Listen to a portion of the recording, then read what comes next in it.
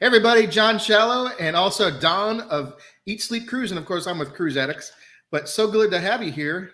And Don, welcome back from the Great White North. Thanks, John. Always good to be here. Good to see you. Yeah. So the big thing is you were just got back from the Norwegian Encore, and we're going to dive into a bunch of questions. I know you've got questions from guests and stuff like that.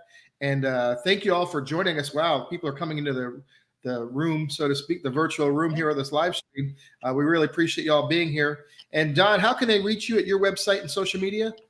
No, I appreciate it, John. Yeah, it's at Eat Sleep Cruise everywhere. So eatsleepcruise.com, at Eat Sleep Cruise, Facebook, Twitter, Instagram, YouTube, all those good places. And John, I think the internet I had in Alaska is better than the internet I have right now at home.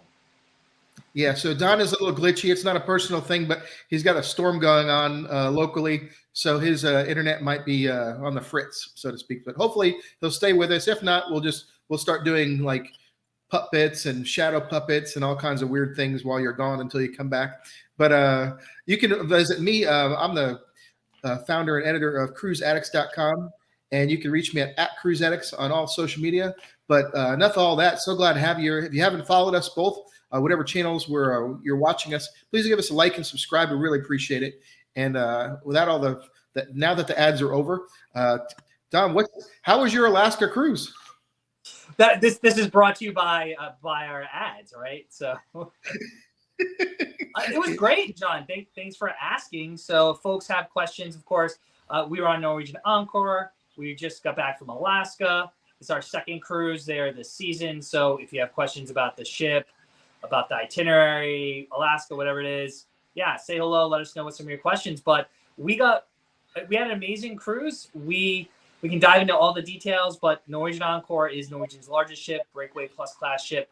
It's got tons of attractions and things on it. So it's always like trying to get as much done on the ship and then getting as much done on the shore. And you know us, and you know Heidi and me, we jam pack our days. So it was a busy 7 days. Yeah, and I tell you what, I think, I was thinking about that because I knew we were going to be talking about Norwegian Encore, and we got a chance to cruise with it on the naming ceremony back in 2019. And I honestly, I really like that ship. I think I like that layout.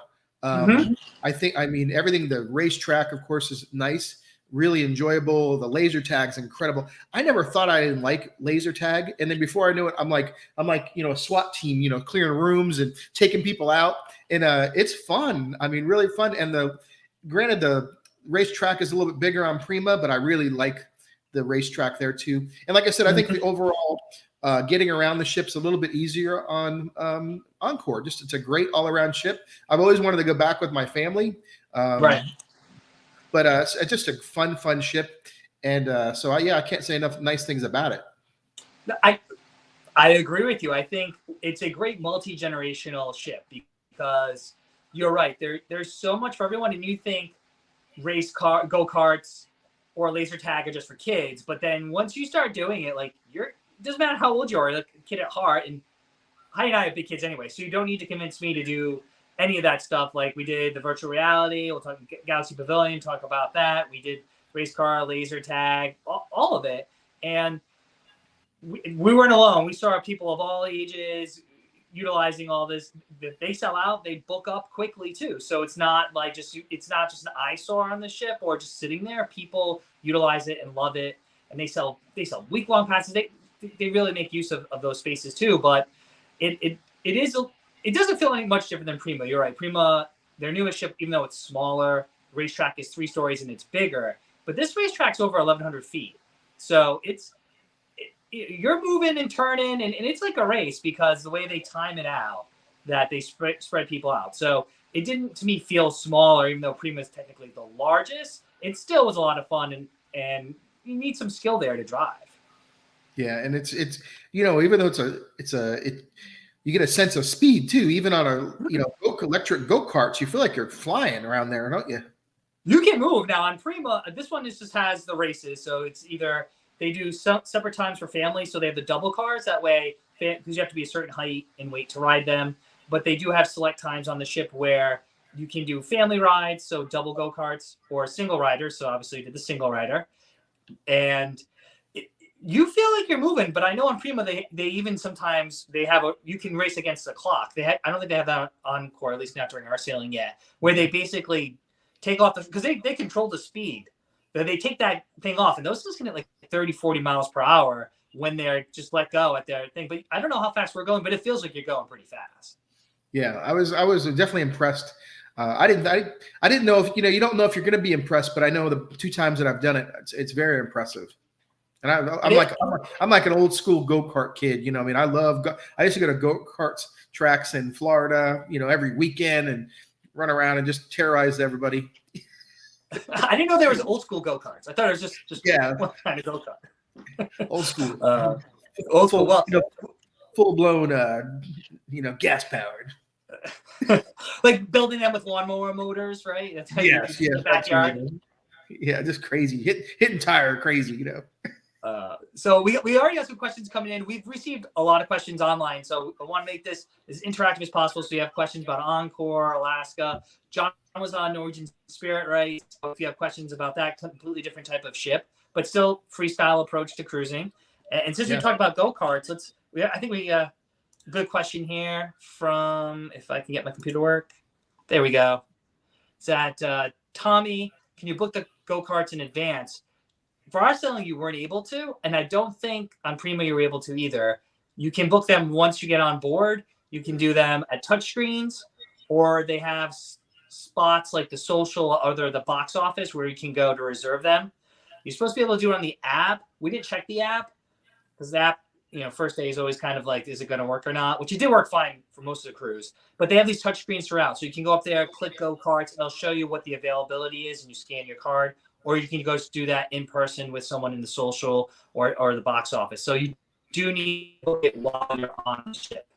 I wish you could do it pre-cruise, but I think because it's so weather dependent and they kind of charge you right up front when you book it, that they don't want to be charging people, then have to refund them money if things happen and you can't go right on if they have to change things or stuff. But once you're on the ship, you can easily make the reservations. So plenty of ways to do that once you're on board. So let's see. And then a question here, and then we had some other questions too, John. Someone asked about capacity. We were at 90% capacity. The ship holds just under 4,000 people. We were around 3,800. And honestly, the ship did not feel busy at all, except for 2 places. And I bet you can guess one of the places it felt busy. Was it the pool? Well, actually, the pool in Alaska, I thought the pool was busy. The hot tubs are busy. Yeah, that's what I was thinking. The hot tubs, and I saw that picture, so that's what made me think it was kind of crowded. Yeah, the buffet. Oh, okay. The buffet was at peak times. Doesn't matter if you could be at 50% capacity, right? Buffet, but it was manageable. We found seats. Pro tip: go all the way aft to the restaurant. The seating is on port side and starboard side. Then very forward. The buffet's reversed on the ship. The buffet's actually in the front of the ship. But if you go all the way forward, there's seating kind of right above where the observation lounge is. So the buffet felt a little busy at peak times. And then the observation lounge, which is a beautiful space, during the peak times, like Glacier Bay viewing and stuff like that, it was pretty packed there. But besides that, the ship held the crowds very well. Talking to staff there, the ship's going to obviously get more and more passengers. So I think, Christopher, you're going this Sunday? Awesome. Have a good time. I think it'll be around 4,000 people. So they'll probably be a little bit closer to double occupancy as the summer progresses. And I think they said in July they hit like 4. So they're, 105% double occupancy over that around 4,000 person mark. But Encore handles the crowds well. It spreads people out to different venues, the top decks, the pools, the waterfront. There's plenty of spaces to make your own and to get away from other folks if you don't want to deal with the crowds. And I tell you, the observation lounge aboard the Norwegian Encore is just really beautiful. I mean, just a great space to relaxing. Kind of has like a nice library feel, but they have refreshments there as well. It's just I think it's stunning. Just really beautiful. It's similar to your background there too. It's definitely has a more upscale feel. It's not a space you would expect to find on a contemporary cruise ship, right? Something you'd find on a luxury or smaller cruise ship. And it is still a good size. Don't get me wrong. Yeah. It takes up most of that forward area on deck 15, and it has port side, starboard side seating, and then of course the most coveted spaces are those 2 deck windows right in the front. But we went there several times, and we were able to find seats. We went there to do a little work actually, which is never a good thing to do on a cruise. But we had to get some work done, and we'd rather do it there than in our cabins. And I think that's one of the reasons I like that class of ship, because that space was much grander, I would say, than compared to the Prima. So those little things, that's one of my favorite areas. And talking about the food, one of the ideas as far as I have is I found myself going to the local on Norwegian ships, especially even like Encore and even Spirit when we were there, because sometimes like that buffet area can get busy. Or the main dining room might not be available, like one day we got up and we just missed it by a couple minutes for breakfast. So we went to the local and we had a nice sit down breakfast. And I think that's a great option for Norwegian cruisers. So don't forget that, when you're on board these ships that has the local on board, if the buffet is a little too busy, or if you're kind of, took too long to get up and you want to have a nice sit down breakfast, maybe not as many options, but still nice sit down. The local's great. Oh, we love the local. We didn't get there for breakfast because honestly, our schedule was kind of atypical for us. So we actually skip breakfast most mornings. But you're right, the local is open 24 hours and it has some of the best chicken wings at sea. And I do like that it's sit down. I think one day we had to wait maybe 5 minutes, but we came back basically we're among the last people coming back. So it was the very end of when you could come back and all aboard, and everyone's going to either the buffet or the local or something. So we still only had to wait 5 minutes, and it was perfectly fine. Service was good there. So it is a nice option to have that's complimentary that won't cost you anything. But we unfortunately didn't get to try breakfast there, but I remember breakfast being pretty good there too. And I have to admit, Don, I don't know if I've told you, it's kind of serious. Oh God, I can't wait to hear this. What, John? But I do have a serious chicken wing problem. We all have issues in our life, and chicken wings is one of mine. And the fact that they have, free flowing chicken wings on a cruise ship is just amazing, because some cruise lines, you don't have them at all. You can't find them. Maybe if you're lucky. I know Royal Caribbean has them as a paid option, in the sports bar. But yeah, you don't really find chicken wings free, that just you can get 24 hours a day, So I know some of you can get delivered. I know Carnival's got some you get delivered, but notice you have to pay for that. So I'm just saying. So I'm glad I can share that with you. I feel closer to you now that I've shared that with you now. Well, I have the same problem, so I feel like we can commiserate, and I think others there do too. And these were better than the ones, honestly, better than the chicken wings on Prima. Of course, I had to test those out when we were in Prima last year, and I felt like these were actually better, a little fresher made, and they're supposed to give you 6, I think, but I don't think they're counting very closely, because I would order a double order, of course, and I couldn't finish them because they would come out with 2 flavors. I don't want to be wasteful, buffalo or sweet chili or something, but it is dangerous that they're complimentary, because I could see myself just stopping there to get them. But I had restraint only twice. I definitely think that's why Norwegian's is a little premium, because just one word, chicken wings. Because of chicken wings? Right. That's it. That's our level, folks. Premium cruise line chicken wings, whatever you want them. It's right there. You don't need crab legs. Just boom, chicken wings. And then they also have cheesecake. Hello? Their desserts at the local are surprisingly good. We're not usually fans of cheesecake on cruise ships, but they have the OMG cheesecake at Cagney's, which is delicious. It's like caramel butterscotch, I think. But then even the cheesecake in the main dining room, they had a peanut butter cup cheesecake one day for lunch, because that's healthy to eat at 1:00. But of course, it was amazing, and I got it. but we went off and walked off some of the calories in Juneau. We didn't do an excursion. I know there's a couple questions about excursions coming in. We didn't do a lot of excursions. Well, we didn't do one in Juneau, and then we did do one in Ketchikan, and we did like a long day one in Skagway. We tried to balance things out. But I was like, well, I'm gonna go walk around Juneau. I think it was the Cuban roasted chicken, which is like half a chicken, and cheesecake at like 1:00. But that's what cruising's about. I mean, but we're still decompressing from our Norwegian Spirit cruise, and just the consensus between me and my wife is their food's incredible. It's solid. Like, and unfortunately, with some cruise lines, you can't say that, can you? So you can't, and it's very consistent. So right. we got questions about dining. We can hit them up. Actually, Angie's asking, what is the local? So real quickly, like, the local is a complimentary restaurant. I don't know. Some of the Norwegian ships might still call it O'Sheehan's, but it's basically the same concept. It's open 24 hours, as John said, and they have breakfast, they have lunch, dinner, and then like late night snacks. It's sit down, but I think really late at night it's more like grab and go. I don't know. I don't stay up too late past my bedtime. It's my bedtime 11 to midnight, but I know it changes late night.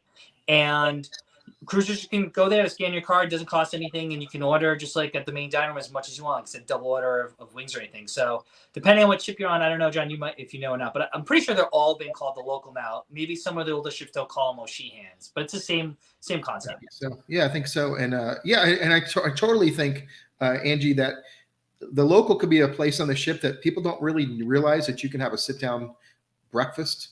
Really nice food. Is it have a full, biggest menu? It's not necessarily going to be as big as like a main dining room, but I think it's a great option. And I think if you went the first couple of days to try it out, it might be something that you really, really enjoy. And especially if you want to beat the crowds, because I think it's going to take a couple people to catch on. And they might not realize, my point is they might not realize that, okay, we're here for this snack at lunchtime, but they don't realize that you can sit down for breakfast, you can have lunch, you can have dinner options, and it's just a great all-around opportunity. So really, really cool. And I know in Prima it was really nice on Prima. It has like a sports bar vibe, really nice trendy bar on one side, and then there's a full sit-down side, which we didn't even know was there, because you like turn down a hallway, you're like, this is the local too, and it had like lots of seating and booths. That's what I'm trying to say. Booths and tables. Really, really nice.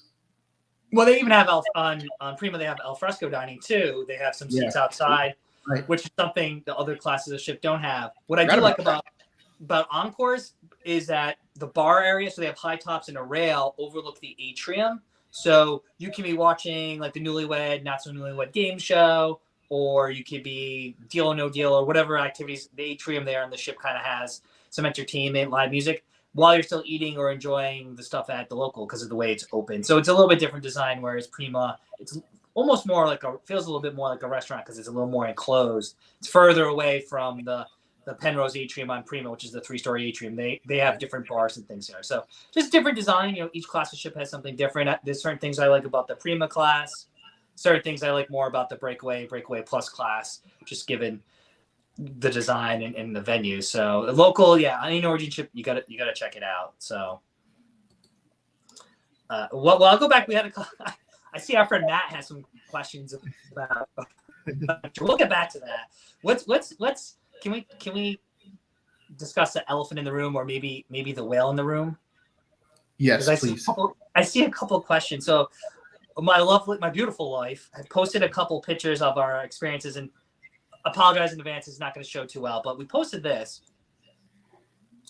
It's a nice photo, right, John? Yeah, that's incredible. I was like, what kind of camera did you have? So, and she couldn't keep, so that's gorgeous pictures. Folks asked about the whale watching excursion. It's actually a statue. It's a statue that's in Juneau along the boardwalk. You have to walk about a mile from the ship in this wooden boardwalk. And it's beautiful, and it's a fountain. So sometimes the water, sometimes it doesn't look like that. Sometimes it's just kind of like a pool, like an infinity pool, and then occasionally the fountains turn on. And I'm gonna throw that up again, because that's incredible. Yeah, I'll throw it up again. And this is a sculpture. I mean, I forget this. I'm sure you can Google it. Whoever created this, it's amazing. It's beautiful, but people kept thinking it was from a whale watching excursion and asking about it. I wish I could say we took that photo on. It would be a better story, if we're like, yeah, we were on a Zodiac in the middle of Icy Strait Point, and I pulled out my iPhone, and right there, the whale breached. But unfortunately, it's a statue.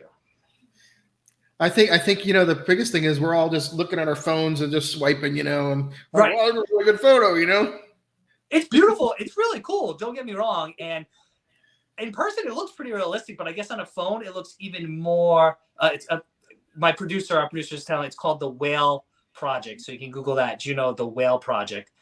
And it's pretty cool to see in person because it's life size. It is massive, like when you walk up to the boardwalk. But I guess on your phone, right, you look quickly, like, we're in Alaska and you see that. I think people just jump to the conclusion. But if you read the description, we just basically said, we walked around Juneau today taking pictures. And we captured that right from the coast. That's amazing.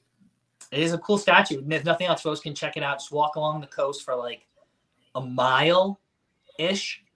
And there's a boardwalk there with some other sculptures, and then behold the Whale Project with its fountain. And one more time for dramatic effect. It's incredible. I must have missed that because I did walk along the boardwalk, but I don't know if I must have not went there. I don't know where it is in Juneau. Heidi knew about it. So you said we Googled, we put it in our phone. And it said it was like 15-ish minute walk, like roughly. And we walked slow, so we took our time. It's definitely walkable. You can see the pier and all the ships there. It's not like far out. You don't have to take an Uber, but she would know how new it is. It's newish. That's really nice. It is really cool. So I wish I had some. Whale watching is awesome in Juneau. We did it back in 2021, and we got some great spouts and we got some tails and all that. But I wish I could say that was from a whale watching trip, but it's not. It's not.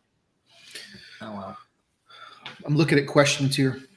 Yeah, we're getting some other questions. We did get a question earlier because this is way earlier. People asked us about the pools. We got a couple questions on social because, again, we're getting in trouble. We were posting some photos there, and we posted a photo in Glacier Bay, and people noticed there was like 4 or 5 people in the pool. I can throw the photo up too. So we checked with Norwegian. The pools actually on Norwegian Encore are heated.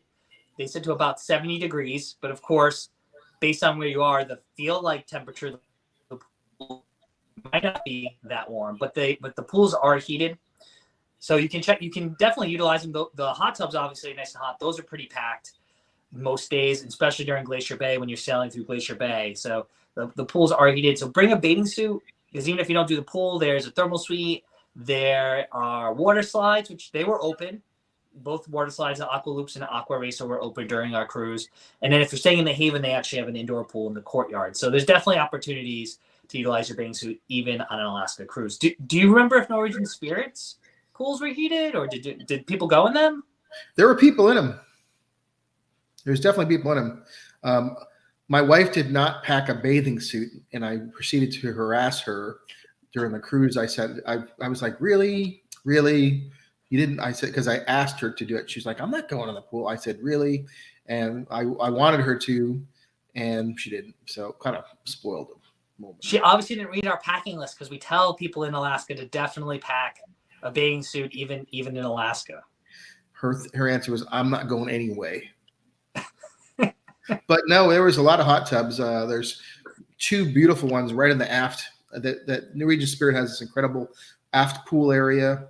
It's almost like a stadium seating, and the pool and the hot tubs are at the bottom. Really, really nice. And that there's a bar at the top. Just incredible, the views and everything.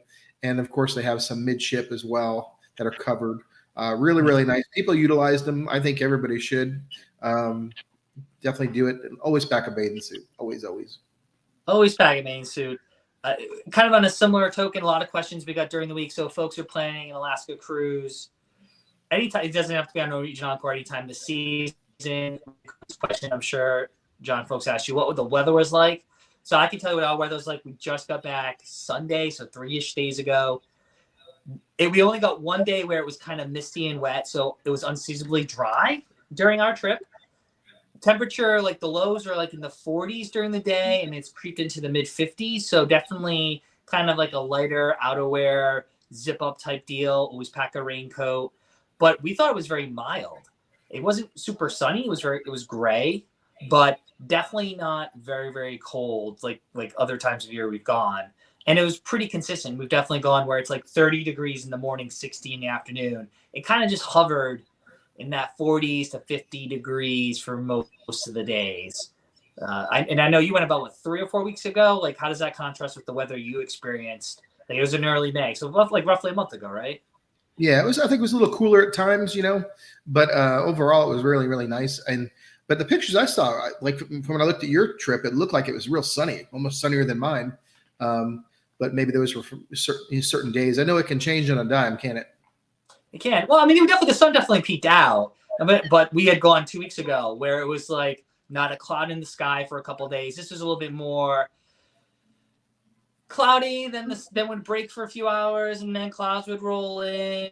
Like I said, never got super wet. In Juneau, it was kind of misty. We did a late call in Juneau, so 2 to 10 or 2 to 11, something like that.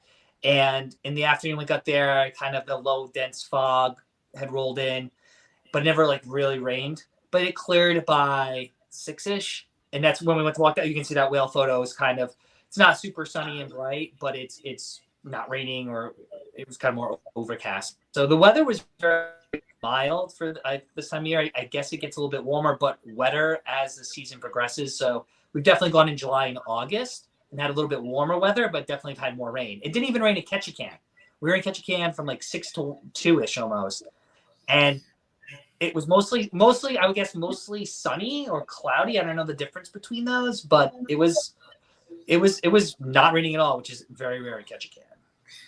Thinking back to it, because we talk a lot about the weather, and we've talked about it leading up to our cruises, and now kind of reminiscing about it. It's almost like, don't stress about it. Just wait a couple minutes; it'll change, right? Yeah. And just enjoy it. Enjoy it. It is what it is. It's kind of like in the Caribbean. Oh, sorry. Where we. No, I was gonna say they have a saying: "There's no bad weather, just like poorly dressed people," or something like that. I'm butchering it, but just bring the right gear. I love it. That's great.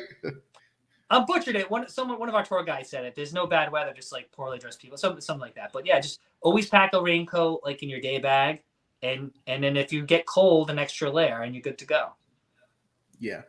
Yeah. No, that's great. You got to have fun. I mean, I don't think there is perfect weather. It rains in the Caribbean. It could rain in 1 minute. It's perfect out. A rain shower comes and you go hide and you come back out. It's crystal, clear out and beautiful. And the Alaska is kind of the opposite sometimes. Similar, but it's rains for a minute and everybody runs away and comes back out and it's cleared up. Until the next 3 hours later, it does it again, right? Yeah, exactly. People kind of get covered and go back and you can look and stuff. So you guys should be prepared for anything. But Alaska, you're there to see the wildlife and do things. Not many people, I think, go with the intention of like spending just laying down near the pool every single day. Maybe you spend an afternoon relaxing, which is different than the Bahamas, the Caribbean, which some people are like, I just want to go sit on the beach for 4 or 5 days and not have to do or think of anything. Yeah. And here's a question here. You see the question at the bottom? Which one? We got thanks, folks. We really appreciate it. I'll let you take care of the questions here because you've been doing a good job with this here. Oh, thank you. Oh, putting me to work. You sound like my wife. Thank you. Well, this might not be the one, but this one caught my eye. So we can address this, and I think there's some other questions about weather. But so Warren wants to know about getting to Alaska. This one, for first-time cruises, I like one-ways. Don't get me wrong. You get to see more. John did a one-way earlier this year, so do we. This one was round-trip Seattle, which Seattle's a lot easier to get to from most major airports. Boston's not the greatest airport, but we have at least 2 to 3 directs every day from Boston to Seattle. We always fly the day, so we booked directly with Alaskan Air. We didn't talk to the cruise line. We have booked with the cruise line in the past, but this one we fly a day early too. So we figured, well, we'll book directly with the airline. We booked the hotel the night before, and if there's any travel delays, we'll be fine. We'll figure it out. We have insurance. But for those longer ones or one-ways where you're going up to Anchorage or doing like a land and sea all the way up to Fairbanks, I would book with the cruise line personally, and we did that back in 21. We booked directly with the cruise line. Given our schedule, we had to fly the day of, and we got the same flight, the same price through Princess's Air. They all have them, Princess, Norwegian, Royal, whatever. It's not the cruise line. And it gave us extra coverage. We had no issues, but I do like that extra coverage, especially if you have to fly day up or you're flying up to Anchorage or up to Fairbanks. And that's just a much further flight. Many things can go wrong. But Seattle also has a lot of connectors to Anchorage, too. Now, you had to go, up to Anchorage, and you actually flew home from Vancouver, right? That was your one-way? We flew to Seattle, and then we had to take a flight from Seattle to Vancouver. And then we cruised from Vancouver to Seward. And then we took a bus from Seward to Anchorage and flew home from Anchorage. And then it went back to Seattle and then back to Atlanta. So, but Seattle's a nice airport. I gotta say, really nice, and everything was efficient. But I hardly agree that don't risk trying to fly to Alaska the day of. That would be an absolute no. Hard no. Really, absolute no. And even in lately, I once upon a time I used to chance things like that. But I think with air travel today, I think the airlines are still dealing with things. One weather system, one delay. If there's a weather problem between you and your or anywhere in the country that can affect flights, because there aren't as many flights right now, they're still kind of ramping up after COVID, from my understanding. It totally disrupts all air traffic for that day. And so if you're trying to get on a ship that day, I'd say it's not going to happen. And that's just the reality. So I think the safe thing to do, even though it might cost you a little bit of money, is to go the day before and spend some money on a hotel room and do what you need to do, because that's just the safest thing. And the way I look at it is it helps extend your vacation if you have the time.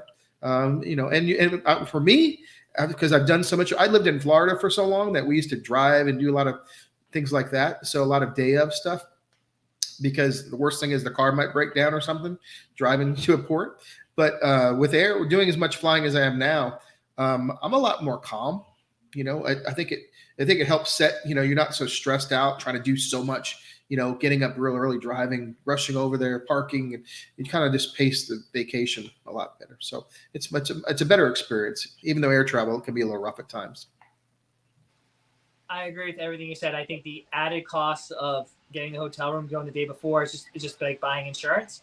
And the waterfront in Seattle is gorgeous. It's walkable. There's plenty of hotels in all price ranges that are close by, or there's Ubers everywhere. You can take a $15 Uber if you stay a little bit closer to, say, the Space Needle, a little bit more. I don't know if that's northwest part of the city, but the waterfront, like Pier 66, where Norwegian docks, is a different pier than where, say, Hal or Princess and them dock a little bit further away from that waterfront area. But either way, Seattle's a super nice city, easy to get around, and we got lucky there too. It was warm, and everyone says Seattle rains. 2 times been to Seattle recently, hasn't rained. It was 60-ish and sunny. So we always say we're going to do a harbor cruise, because that's one thing we've always wanted. And we'll book it day of just to test out the weather. And one day the weather was beautiful. We were just so kind of jet lagged from we kind of had a quick turnaround from our other trip. So I ended up just getting something to eat and doing some work. But either way, through the cruise lines do sell night before packages too. You can't go wrong either way, just if you pick the right flights and get in there early. A similar question too, and this is going to be a quick one. I think you might have mentioned the weather about the hot tubs. I think Susie had a question here about Port Valet. We didn't use the Port Valet service. It is a nice option. So basically, for roughly the price of checking your bags, they'll take the bags off the ship for you. For folks who don't know what Port Valet is, most airlines, the form will tell you which airlines qualify, but Alaska Airlines, which is like one of the major carriers, definitely was there. And basically, for the cost of checking your bag, you can do the Port Valet, and they take your bag directly from the ship to the airport for you, and you don't have to worry about any hassles. We didn't do that, and we maybe in hindsight should have. You have to have your bags out a couple days before. That's why one reason we didn't do it, or maybe the day before. And we were going to go out in Seattle the morning of, but then changed our mind and ended up just getting stuck doing work in the airport. But we don't have any real firsthand experience about using it. I can post the form on social media if it helps folks to read all the details, all the fine print, because I keep all that stuff. You know me, John. I'm a hoarder, so I have all of those things, but we didn't utilize it. Heidi doesn't like to give away control, so she's like, I'm not letting someone take my bags. What if I don't get it? Even though we had priority, NCL was to give us priority. She's always like, well, we'll just walk our bags off. I'm like, I'm not letting all these bags off when I can just go grab them from the porter. But she's always worried that the bags just won't be there when we get off the ship. I've traveled enough with you. I can hear her say that. John, I'm not letting anybody take my bag. No. So I agree. Vancouver. Have you? Well, you probably have in Vancouver. Speaking of bags, we walked up. We got dropped off like our shuttle from the hotel, and there's a box truck there. And this guy takes our bag and throws it in the box truck. We're like, is this the right place? We're like, well, everybody else is doing it, so I guess it must be. Like the porter takes it and sticks it in this box truck, and that was totally different to us. We'd never been there, so I was like, okay, but that was different compared to the cruises out of the Miami and Florida and other places I've been. It's a little different, but it worked out. Just a different setup. Then of course all of Vancouver was very unique. A lot of passport controls and different check balances, and it was neat. It was just a different experience. Of course, part of the experience, that's what makes it travel unique. You see and do different things, right? And that was one of them. Definitely. And Vancouver's a great city too. We've cruised there and traveled there before. So you can't really go wrong with either destination. People ask us all the time, like, what's the best cruise ship or what's the best itinerary? It's like each one is slightly different depending on what you're looking for. But one thing I would say, one thing that we really loved about this trip, obviously Norwegian Encore is a big mega ship with all the stuff we talked about, the go-karts earlier. We talk about other attractions and entertainment if folks want. But the thing that drew us to this, it was round trip Seattle, so a little bit easier to get to, but also it still went to Glacier Bay, which is rare for a ship of this size. It's got to be the largest ship that goes to Glacier Bay, because I don't think Royal does, like the Ovation or Quantum does. If Matt's still on, Matt might know. But so Glacier Bay for us is like, you got to get there, especially if you've never been to Alaska, and to get there on a ship of this caliber, this quality, and have round trip from Seattle. That's like a win-win, I think, for many people, especially if you don't travel a lot or cruise a lot. Yeah, we both talked about this last, that it's definitely a really high point, and definitely a consideration for when you're picking your itinerary, because I think some people might not realize, you have a lot of choices on itineraries, and of course ships. And I think Glacier Bay on that would definitely be a high point. I know. Yeah, and that's where we have some photos of people on like the hot tubs, and you can see you see at least 3 to 4 glaciers, sometimes 5, depending on the weather. And we both times we went this season, we were very fortunate. The weather was pretty clear, so we got to see the John Hopkins, we got to see the Limflag, Marjorie Glacier, the Grand Pacific, Reed Glacier. So we did get to see all 5 of them and get some great photos. But that's kind of one of the things I think folks are going to. The ports are really nice too. Each one's a little unique, but a lot of the cruise lines are still going to hit Juneau. You're going to most likely get to either like Ketchikan or Skagway, maybe Icy Strait, maybe you go up to Sitka, or you go, there's a few other stops. But I think many people want to see glaciers, so Glacier Bay is awesome. Juneau, you can go see the Mendenhall Glacier pretty easily. You can book a tour that goes there, go to the park yourself. It's not far from downtown, 20-ish minutes from the cruise ship, 25 minutes. So I think that in wildlife and glaciers, those are things people want to see. Each port cities are nice and they're cool and they're fun, but I'd rather take a day in Glacier Bay one of those ports. And again, we love all the ports. Speaking of ports, I think, thinking back, we really, really enjoyed our visit to Icy Strait Point. The gondolas were really convenient to get us all over the whole area there. The restaurant there was incredible. They had fire pits right on the water there, and of course there's beautiful sculptures and so much to do and see there. And of course we did the zip rider, and I know you just went back to that, right? Not this trip, last trip. So yeah, we did zip rider 1 week. I think the next week we were on a Princess Cruises trip that went there as well. Yeah. But yeah, we love the zip rider, and I know I was telling you I was a little hesitant because I'm kind of a chicken, but and you can check on my social media channel. You can see the video I made on the zip rider. We go down it, and we both loved it. And me and my wife had never done anything like that to that degree. So it was a little bit of leap of faith that we had the opportunity to go.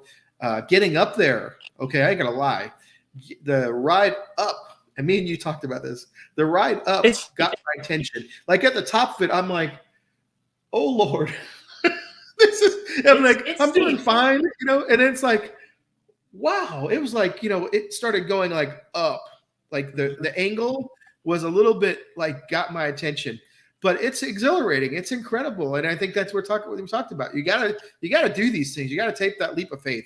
Go take, they always say, just do what you need to do, live for the day, have fun, enjoy life. And that's just one of those exhilarating trips. That whole port there is really, really wonderful. The zip rider ride and the gondola ride up that mountain will get your attention, but you're going to come down and you're going to feel like a kid and you want to do it all again. So really, really cool stuff. Beautiful, take your breath away vistas, and really nice people too. Just incredible people there. I think that's one thing I got to say about, and I don't want to get too prophetic here, but just our overall trip. I've had a chance to decompress from our Norwegian Spirit cruise. Just really, really nice people in Alaska. It's just a great experience. From local shops with native artwork and little eateries and different things. Eating. We were on the boardwalk area there, eating halibut, fried halibut and local beer, and just kind of chilling, looking at the ships. And we're right by the uncruise offices, which I haven't done an uncruise yet, but I'm hoping to do that in the future. Just taking it all in, But what I'm trying to say is just really, really nice people. Just kind of just take it in and enjoy yourself. I definitely agree. That's in Juneau you're mentioning. We walked around Juneau, and all the tour guides, all the store owners, like you said, local restaurants and shops and everything, people are super nice. And they all have that kind of camaraderie, because when you live in Alaska, if you're there full time, a lot of people are summer employees, right? But if you live there full time, you depend on each other. So there's that real sense of community, and you can sense that. So they're always looking out for each other. So when you have visitors, and if you ask for direction or you ask for their opinion or some feedback, they're going to be honest, and they're really not trying to swindle you or anything like that. So completely agree. Oh no, is it my internet? No. I thought I lost you for a second, John. Are you still there? Yeah, I think your internet's kind of going in and out a little bit. Darn internet. Well, speaking of internet, I had a question from, I think, Alex on Facebook about the virtual reality, the Galaxy Pavilion. We did the Galaxy Pavilion. They offer several different passes you can buy per ride, which on our cruise was $8 per, I say ride, but per experience, which is separate from, so this Galaxy Pavilion actually has a escape room, which is completely separate. So the escape room is completely separate. And then they have one other Formula Racer that's not included, but everything else is they have XD Cinema, 7D shooting game. They have a walk the plank where it simulates you walking on like a tightrope from a skyscraper. Pretty realistic. All those things are $8 an attraction. You could buy an hour pass.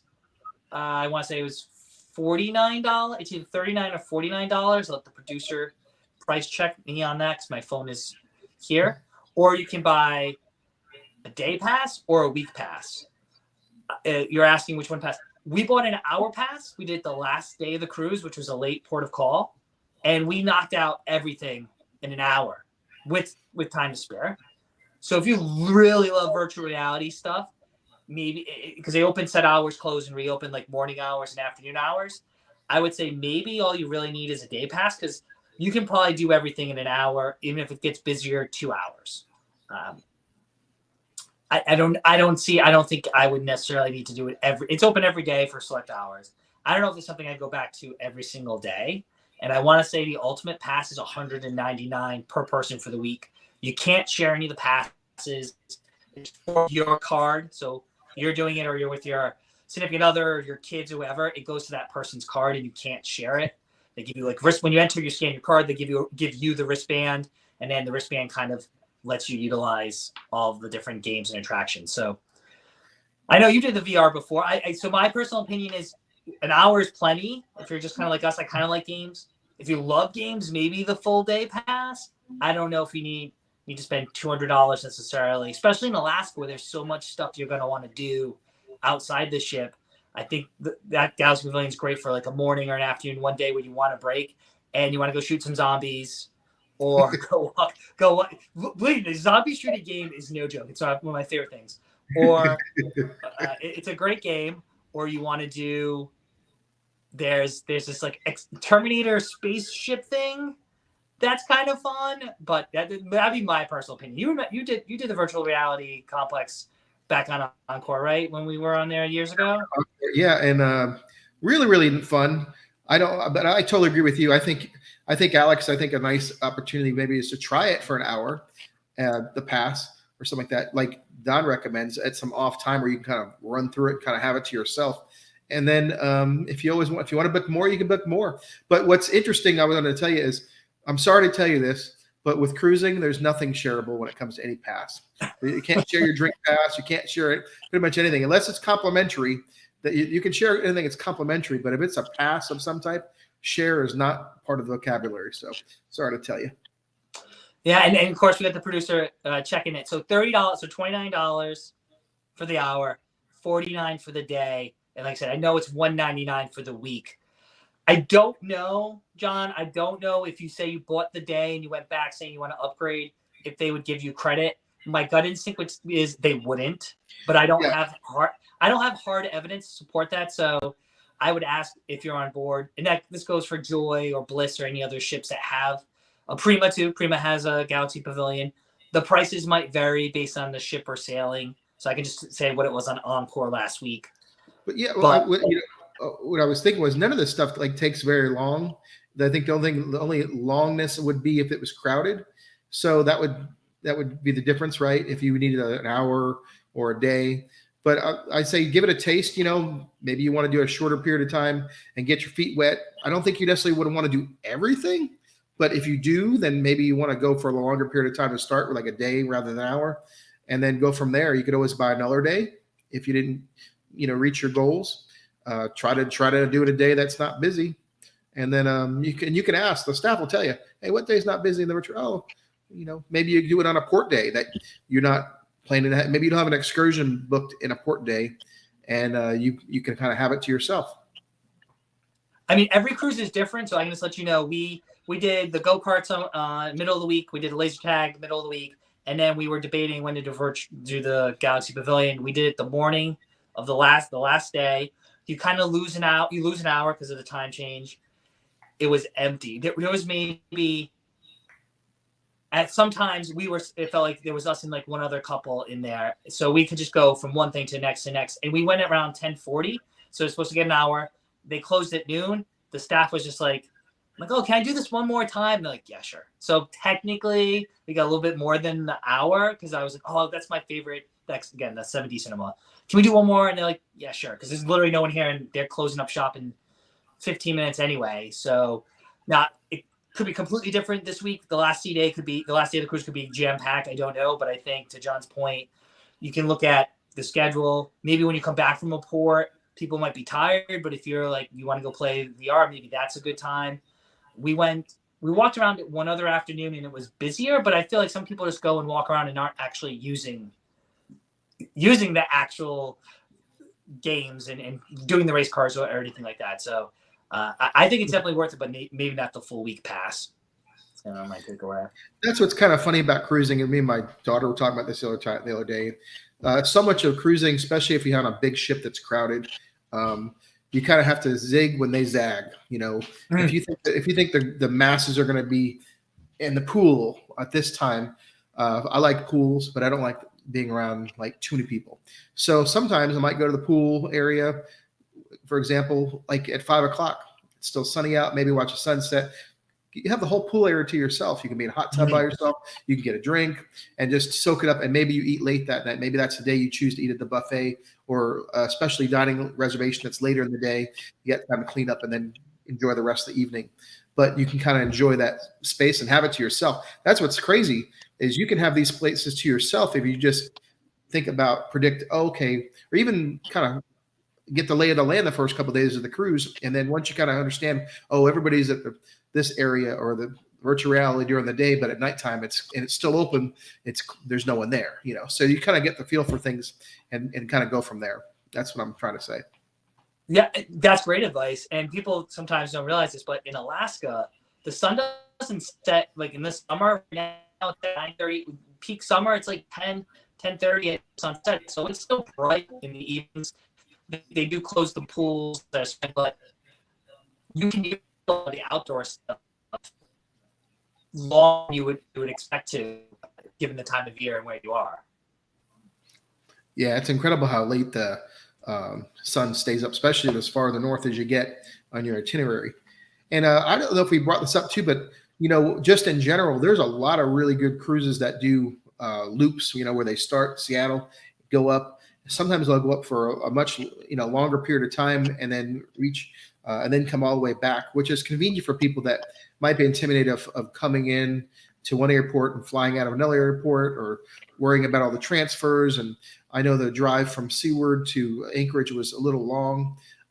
So to simplify things, you can go right out of Seattle and almost do all different type of options. Maybe not just all with Norwegian, but various cruise lines have different lengths, and I'm sure Norwegian does too. But just something to think about, that there's amazing options right from the west coast of the United States. Yeah, variety of options. Yeah, so, San Francisco, for example, is another area. A lot of Princess goes out of there. Another Carnival, I believe, too. So yeah, cool. And there's more and more. We've talked about this, and we heard a lot about it on our cruise. There's a lot of new ports opening up and destinations in Alaska that are being developed right now. They're coming on, and of course, MSC's starting to working on getting into the Alaska market, and everybody wants to be in Alaska. Let's just put it that way. So it might not be here this year, but every year, cruise lines want to be there. Of course, passengers want to be there. There's a lot of demand. So if you want to book an Alaska cruise, I would look into it.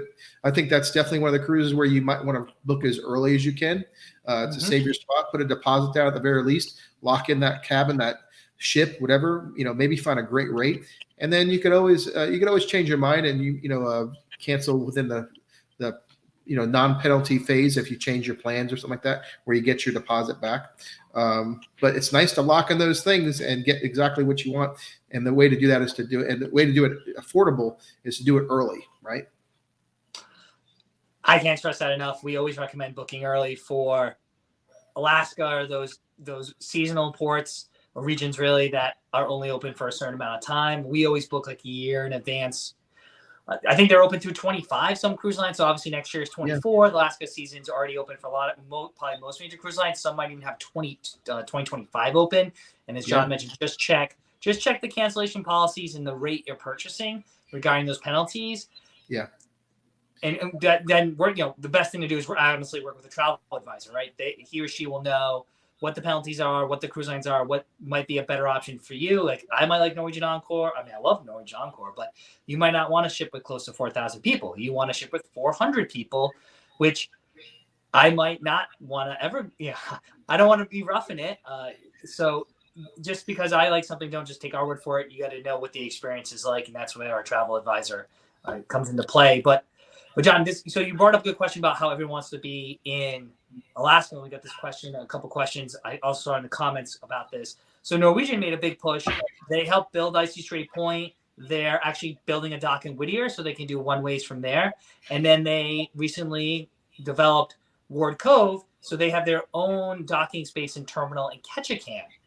Oh, wow. And it's really nice. It's an old warehouse that they've converted into massive. You walk in, it's a big gift shop. So beautiful. But they have a coffee shop in there. So that's cool. On the downside though, it takes about 20 minutes to get from there to where all the other cruise ships dock, like downtown. Okay. And depending on your cruise, like we only had about 6.5 hours there. I think you get off the ship around 6:30-ish, 6:37. I forget exactly when we were cleared, but let's call it 7. And you had to be back by, I think it was 1:15. And if you book an excursion, most excursions, right, pick up the ship, bring you back. But if you just wanted to go into town, they had a shuttle service. And the shuttle service, from what we heard, there were long delays and waits. I think some folks we talked to waited over an hour just to get back to the ship because the lines were so long. So it is nice that it has its own space, but it doesn't make it convenient for just exploring on your own. You really, if you have a short time on an NCL ship there, I would recommend booking an excursion. So on the flip side, you don't get to explore on your own, but you also don't need to wait in and out.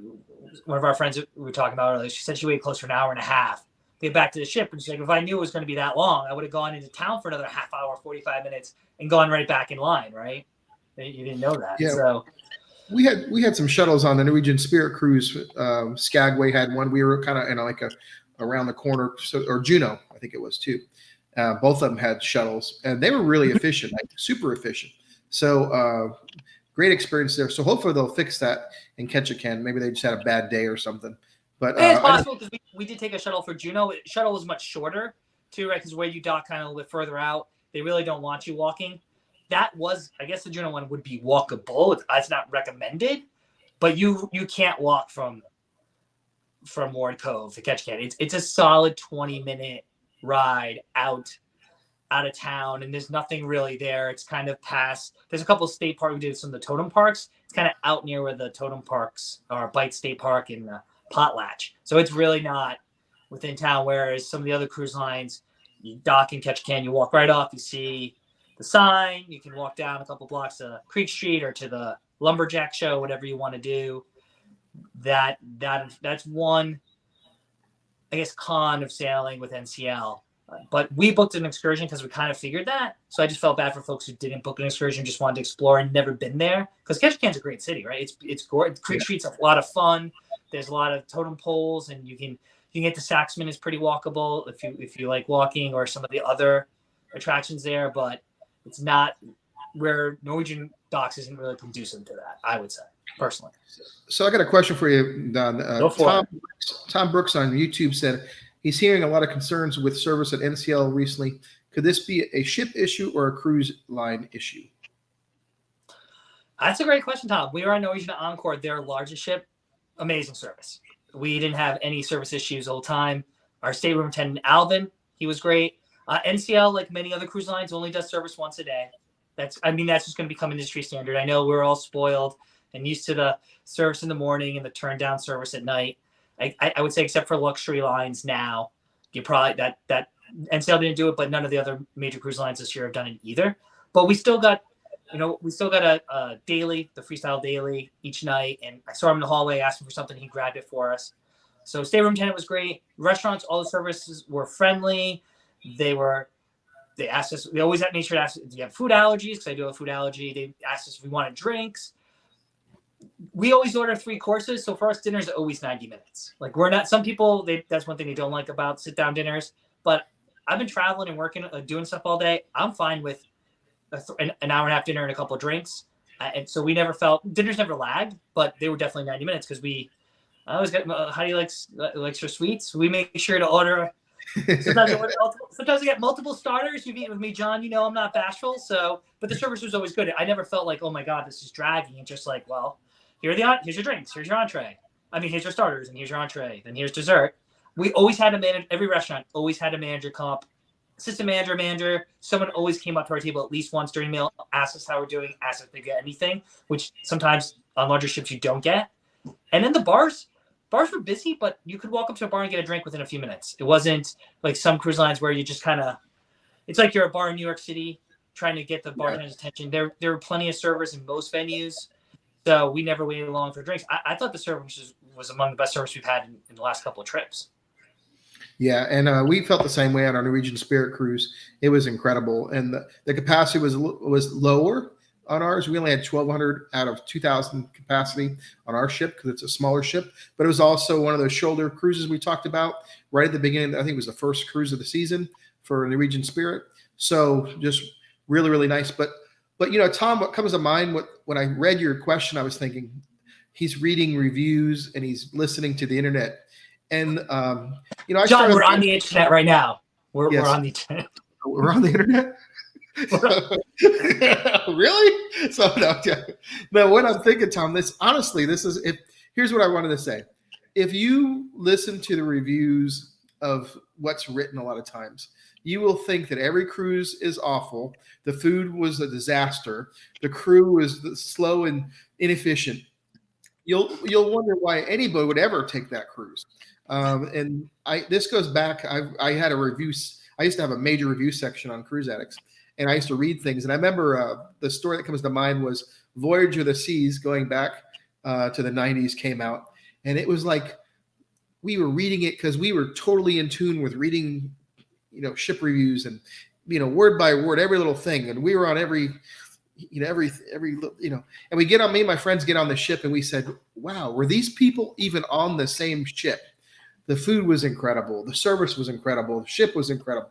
It's incredible. So since then, and with my experience, I've learned to take everything with a grain of salt. I look for consistencies, like, where people are talking about certain things, specific venue problems or this or that, where maybe there's something there. Is there there? You know what I mean? That's what I kind of try to pick out of anything.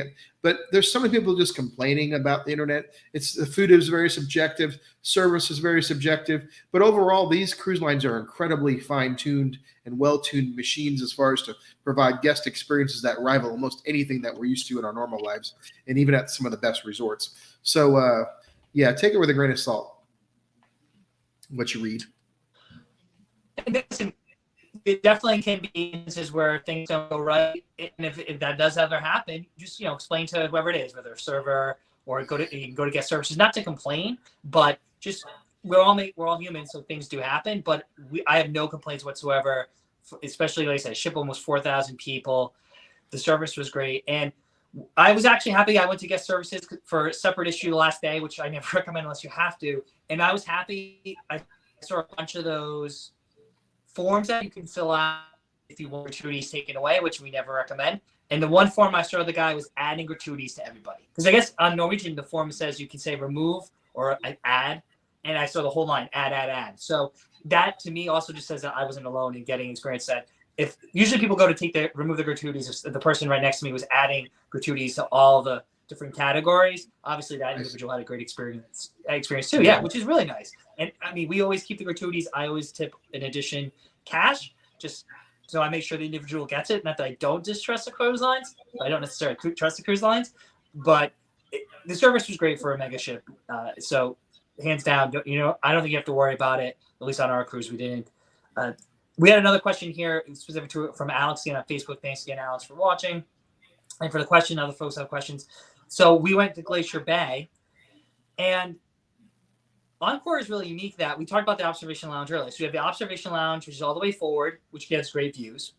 They have the waterfront, which you can see aft views and port side and starboard. If you're in the Haven has your own private sun deck. That's also all the way forward. And then if you have a thermal suite, actually, this is a tip. If you like thermal suites, the thermal suite on Norwegian's Encore is one of the largest, and it's aft, and it has a whole bank of windows, so you can literally be sitting on a heated lounger in Glacier Bay, just staring out. We went in there for 5 minutes. There was literally no one there. So if you don't want to be outside and you just want to chill in like a hydro pool or just a heated stone lounger, you can check out all the glaciers from the comfort of the thermal suite with if you have a pass there. So there's definitely enough time in Glacier Bay to bounce around, Alex, to different venues. We started at the bow. So it's a crew only area. It's like where the crew are. On payday, they make it accessible from we were in Glacier Bay, I think from 8 to 2-ish. And I think it was open from 8 to 1. And there's signs directing you. So you can walk right to the bow of the ship right there as we were pulling in. So we stopped there for a half hour, went up to observation lounge.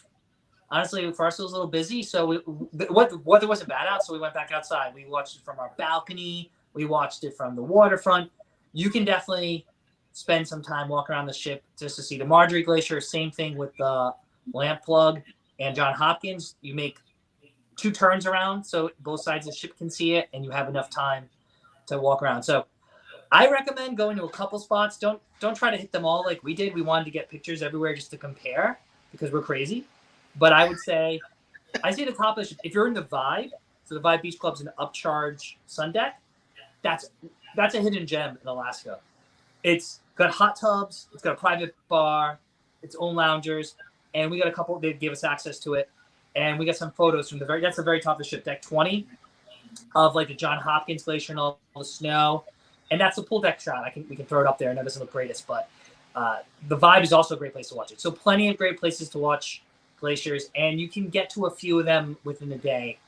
So pick one or two of the spots you definitely want to see it from, and you can head there, and you'll have enough time to kind of bounce around. Did you ever show that photo? I don't know. I didn't, but my computer. Let's see if I can get it to show. So this is a photo folks asked us about the pools being heated because we have. This is actually taken from. I don't know if folks can see that. This is actually taken from Vibe in Glacier Bay. So we're shooting from the forward of the ship, looking aft, so you can see the water slides in the pool there. And it's again, people in the pool. NCL claims that the pool is heated to about 70 degrees. I don't know. Again, don't know what the feel like temperature is, but we're making a turn. That's us actually turning around. And in this photo, the John Hopkins Glacier would be on our right, or that would be the port side of the ship there. But that just gives you a sense of what the weather was like for us. You see all the people out there. No one's really bundled up, but plenty of people on the pool decks. Plenty of people also in the observation lounge too. So beautiful there. I always say I could go to Alaska every year. I've gone twice this year. Very fortunate, very lucky. Each time's been a little bit different experience. I always tell folks, even if you don't think you're going to like cruising, the best way to see Alaska, right, is on a cruise regardless. And Don, I know we have a special question here from the Will to Travel. Thanks, Will, for the super chat. Yeah, let's. Thank you again. We really appreciate it. So for folks, so Will's asking, is there enough to do in the Ward Cove that you can just stay there? I would say no, because it's nice. It's a purpose-built dock, and the warehouse building has been converted. So there's shops, there's a coffee shop, like there's souvenirs and keepsakes and Alaska raincoats and all that stuff. But there's really nothing else to do. So I would recommend booking and organize, depending how long you're there. If you're on Encore, you're only there for 6-ish hours. Norwegian Sun was docked next to us, and I believe they were there like more like 7 or 8 hours, right? So their shuttles probably weren't as congested as ours were because we had such that short amount of time. And they told people like you need to go wait in line an hour before an hour and a half before all aboard because we just know it's going to take that much time to get 3,800 people back on the ship because essentially everyone gets off, whether it's a tour or self-exploration. So I don't think there's enough to do. I would say get into catch you can, however you can, organize tour. We do know people were paying to get back to the ship. I don't think you need to, but there were definitely some opportunistic cab drivers holding signs, charging like $20 a person to get back. Don't pay it. You're not going to miss the ship. If the line is that long and you get in it, they're not going to just say, "Oh, sorry, the line stopped here." They're going to get everyone back to the ship. So don't let, if you're, especially, well, I don't think you're new to cruising, but I definitely some people who are new to cruising, our friends like, yeah, people are jumping in the cabs thinking they're going to miss the ship. Well, if you're in line and the cruise line knows you're in line for the shuttle, just like a tender, right? We've all been in line to get on that tender, and the last tender says it's 3:30. You're at the end of the line, it's 3:29. You're going to get on the tender sooner or later. It's longer, and they purposely do that, right? They know how long it's going to take to get the last people back on the tender or last people back on the shuttle. So I guess that's the best way to think about it. It's kind of almost like you have to tender there, given the lines and the time. But I would book something well if you're going there, especially on Encore. And I think I just want to bring up that, in Alaska, we talked about it with different people. We're talking about even in we were one of the first cruises in, for Alaska for the season. So some of the ships weren't there yet.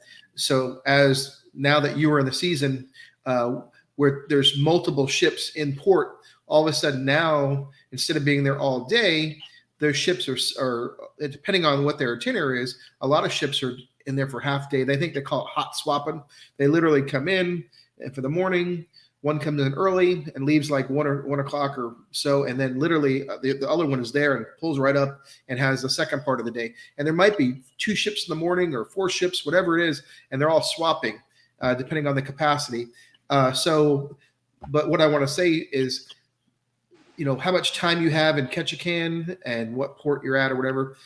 It might all depend on your specific itinerary because that can change each sailing. So look at your itinerary closely. If you want more time in Ketchikan, maybe you could get a different sailing, a different week, a different itinerary, depending on what ship and time of the year you go. So just something to look at. Look at the big picture. It's all about your priorities. There might be something that very important to you in that port.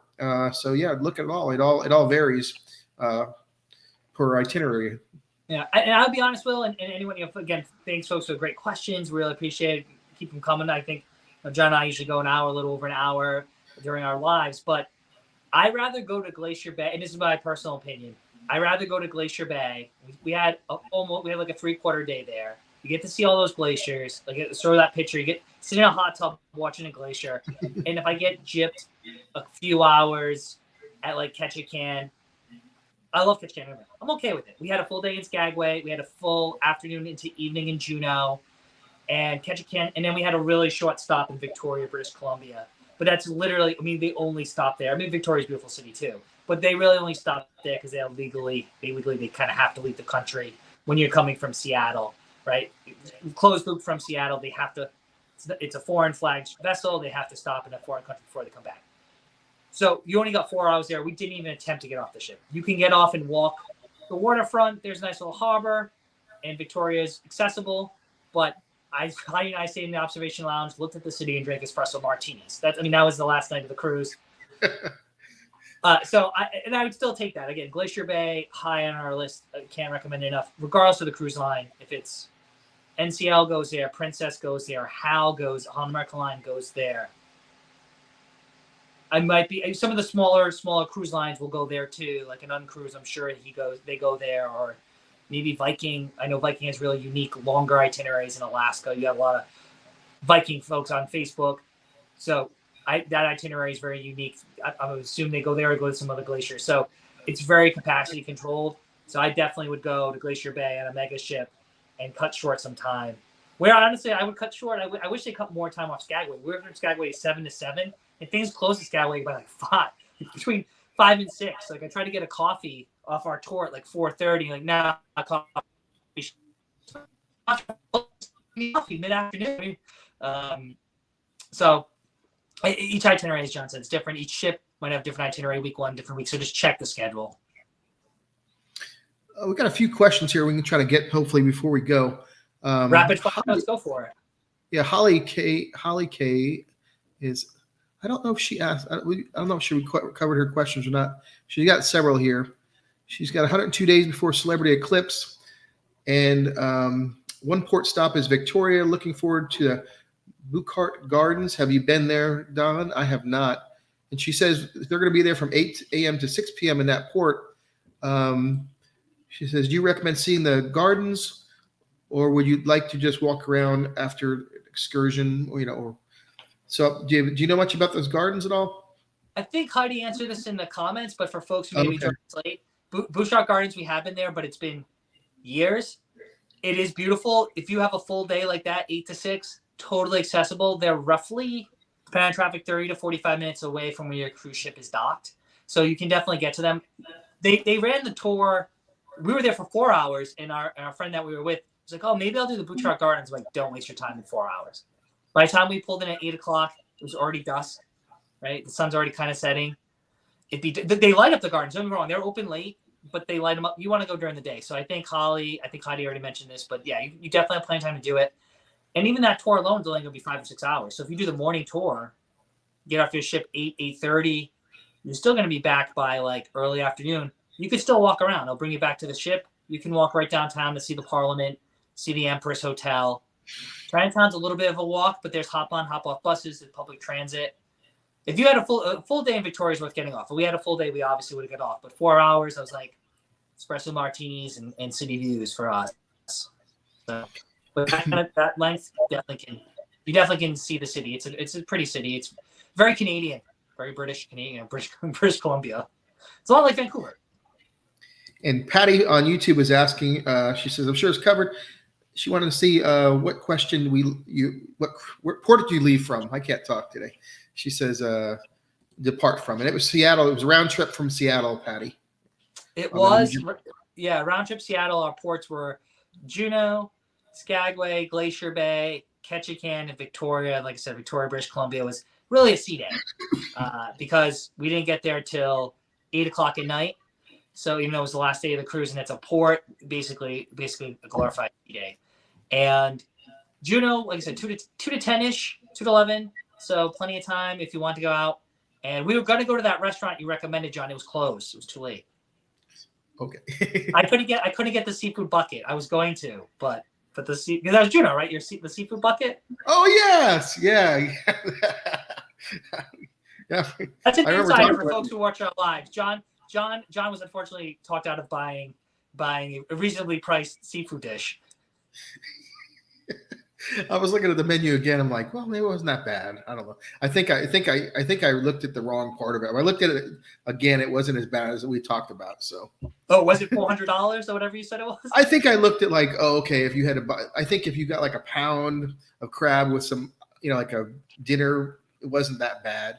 But if you got like by the pound, it seemed a little, the numbers looked really inflated, when you at first glance. Maybe that was the calorie count. You're seeing. It was crab though. This is $4,000. What? Oh wait, that's how many calories this is. 4,000 calories. Oh, okay, that makes more sense. I think half of it is there's a lot of sticker shock nowadays in any restaurant. When you see the menu, you're like, whoa, And we everyone. We got this question. We get this question a lot about stuff. So maybe we'll end here unless other folks have other questions about how did our Alaska cruise compare to like our other cruises? Because this is our 6th Alaska cruise. Very fortunate, 2nd this year, and our 2nd on NCL. So we did Norwegian Bliss in 2018, and now Norwegian Encore in 2023. What year it is? So every Alaska cruise we've been on has been slightly different. We had a lot of fun on this cruise. I think it's a great introductory cruise. We saw lots of families on board, multi-generational groups, a lot more kids than Princess for sure, which makes sense.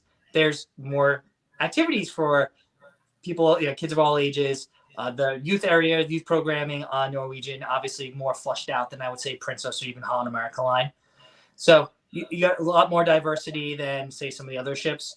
Besides the Ketchikan short port, you get to see all the kind of big ports that ships go to. You got Glacier Bay. I would definitely do this cruise again. We didn't get a lot of questions about dining, but I thought the food was fantastic. We had a bunch of specialty restaurants. Complimentary food was great. We talked about chicken wings at the local. So this ranks kind of on the higher end of our Alaska cruise experiences. And chalk it up to great ship, great weather, and the season is getting busier though. So to John's point, the Juneau day, we had the late day slot. We saw Bliss pulling out as we were pulling in, right? We basically swapped places. Norwegian Bliss had like that 7 to 1:30 time slot, and we had like that 2 to like 10-ish time slot or whatever. So more ships are going to all these destinations. If Norwegian Encore or Princess ship isn't your cup of tea, well, maybe you're British then, but if it's not your style, you could definitely find a ship that I think is a good match for you. So I can't recommend Alaska enough. But yeah, we had a great time on this trip, and you had a good time on Norwegian Spirit too, right? Yeah, I think Norwegian's is really, really nice. I think it has a premium feeling. The new Norwegian, started on the Encore, and of course they spent $100 million on the Norwegian Spirit. I think the ships are very elegant. They have like I said, more of a premium feeling. The service is incredible. The food is incredible. I think it's if you haven't tried Norwegian in recent history or haven't tried it before, and you've tried other lines, I think it's something to consider. I think they've really, really done some thoughtful things that have really kind of pushed their competition. And honestly, some of the other competition can't compare. I think with some of the premium feeling, some of it is more intimate. The spaces I think there's a little bit better passenger to space ratio on Norwegian ships compared to some of the other cruise lines.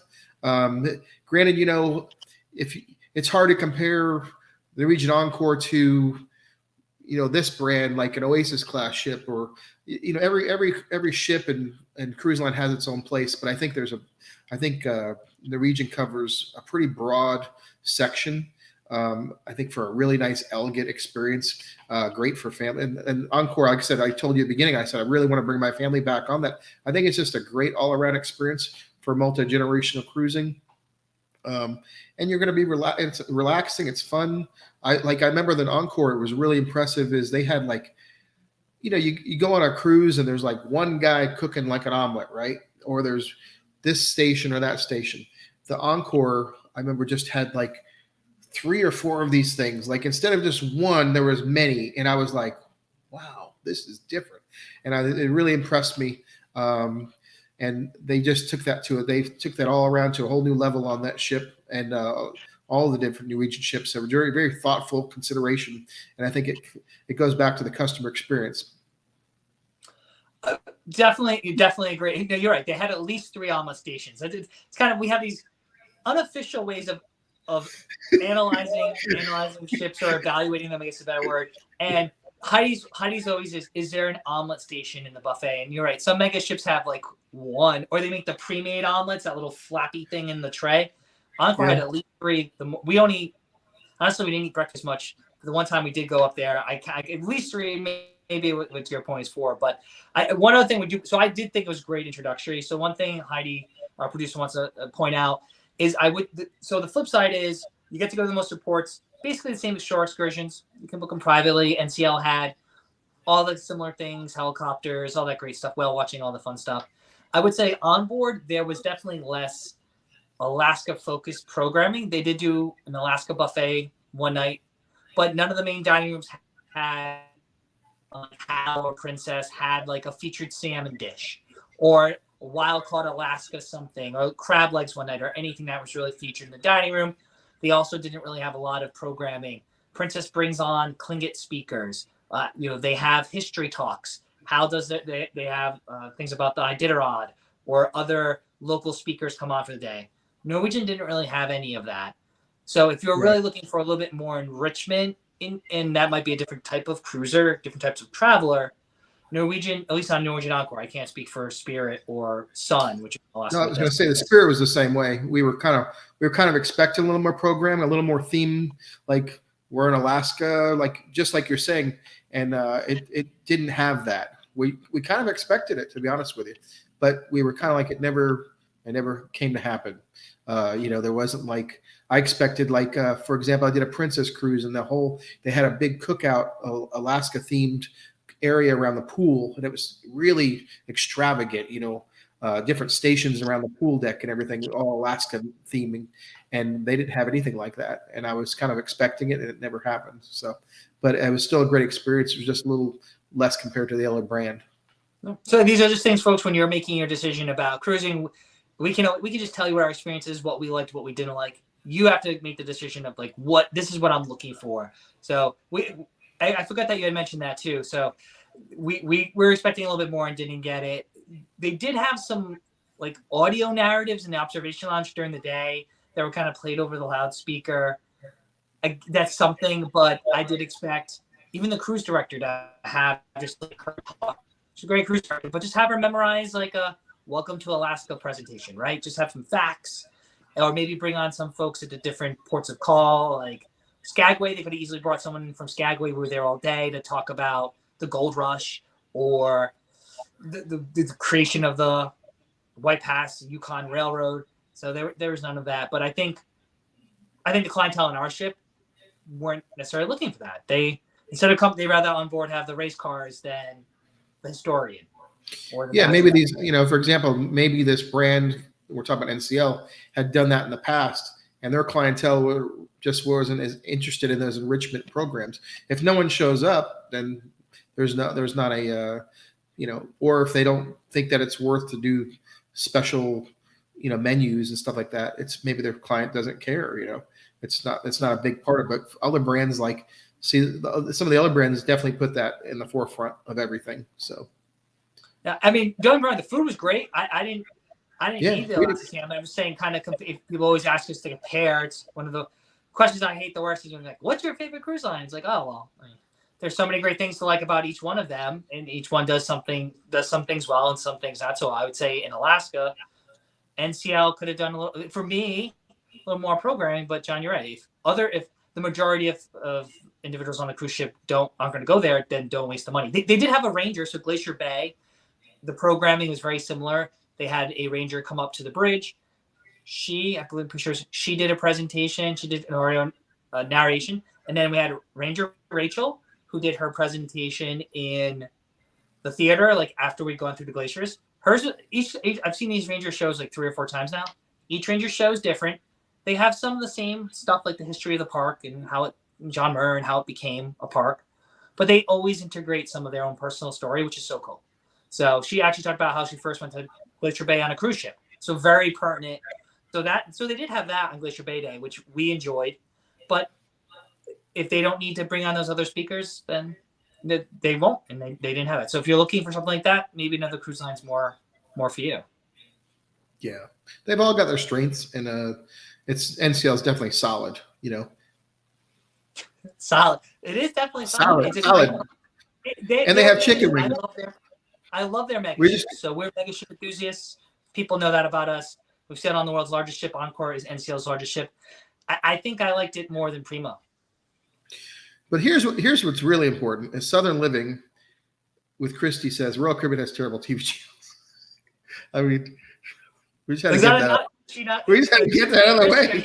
Are you on the TVs? I don't think I've ever watched TV on. I haven't watched TV on a cruise besides the bridge cam. Heidi doesn't like. I don't think I've watched TV. No, but now we know. Well, they should have us on the TV. It'll be much better. People will be more likely to watch our show on Royal Caribbean than we would have big numbers. We'd have big numbers. Look at our numbers here. We're live. Great. That was very Trump. We have big numbers. Big numbers here. Big numbers here. And we got chicken wings. There were chicken wings for everybody. Chicken for you, and you, and you. We appreciate everyone joining us. I know we've got about an hour and a half. If you have more questions about Encore or Alaska, of course, you can reach out. I'm Don from Eat Sleep Cruise at Eat Sleep Cruise. John, where can people find you? I'm John at cruiseaddicts.com, and you can reach me at all social media at Cruise Addicts. It should be at. It shouldn't be. It is, isn't it? It is, definitely. So if you're new to our channels, please like us, subscribe, thumbs up, all that good stuff. We really appreciate it, whether you're watching on Facebook, Twitter, YouTube, LinkedIn, wherever we're broadcasting, the awful Royal Caribbean TV channels, wherever we're broadcasting. And stay tuned. I don't know when I know we're home for a little while, so maybe we'll get to do a couple more more theme sessions. I know we've done one on packing. People always ask us packing questions, beverage packages. So stay tuned, subscribe, and follow us so that we can when we're doing our next live stream. So, yeah, thank you all for being here. We really appreciate it, and everybody sticking around and watching the whole time. And please share it with your friends in the future if you're watching this. We really appreciate it, and we hope to grow and be as big as big as we can be. Well, just keep eating chicken wings, and I'll get. If we eat chicken wings, we'd be really big, super big, super. We should eat chicken wings. I mean, I see some food bloggers and food vloggers who literally film themselves eating. I would never. I mean, you don't get this body eating politely, but we'll have to have chicken wings. Now we need to get chicken wings and a gravy Yeah. We almost went a whole live stream without saying the word gravy. Gravy, tell you, meatballs and gravy. We could film it. We're good to go, Donnie. It'd be delicious. I mean, there's an Italian restaurant on Encore, but I don't think it had meatballs. Yeah, we got to have good bread too. Good bread with the meatballs and gravy. But I actually don't have a cruise booked coming up, which is just a tragedy. I tell you, tragedy. But I'm hoping the phone will ring or an email will come in here that I'll have an opportunity to cruise soon. I know that there are some possibilities where I hope to do some things soon. So I will keep you informed. And hopefully in the next time we do a live stream, I'll let you know about it. It's going to happen like that. I'm feeling good about it. Can you hear me? Well, I think we might be losing Don, but I'm not sure if we lost John or we lost. Yeah, I think we lost each other there. You're back. Back. Lost me. You're back. Okay. So on that note, I think we're just going to say good night. I hope you all have a great time and wherever you are, and we'll catch up to you. Good night, everybody.